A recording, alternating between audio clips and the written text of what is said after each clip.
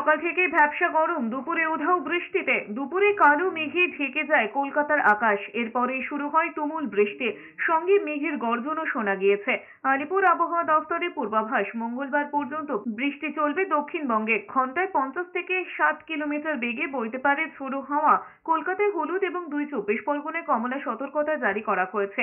আপাতত তাপপ্রবাহের কোনো সম্ভাবনা নেই বলেই জানিয়েছে হাওয়া অফিস। শনিবারের পর রবিবার ও কালবৈশাখীর সম্ভাবনা থাকছে। আবহাওয়া দফতরের পূর্বাভাস, ভারী বৃষ্টি হতে পারে দক্ষিণ 24 পরগনা, পূর্ব মেদিনীপুর ও মুর্শিদাবাদে। দক্ষিণবঙ্গের পাশাপাশি উত্তরবঙ্গেও সোমবার পর্যন্ত বৃষ্টিপাতের পূর্বাভাস রয়েছে। West Medinipur, north south 24 Pargana, Murshidabad, Nadia এগুলোতে 50 থেকে 60 কিলোমিটার প্রতি ঘন্টায় ঝড় হওয়ার সম্ভাবনা রয়েছে। বাকি জেলাগুলোতে 30 থেকে 40 কিলোমিটার প্রতি ঘন্টায় ঝড় হওয়ার সম্ভাবনা রয়েছে আজ এবং কাল।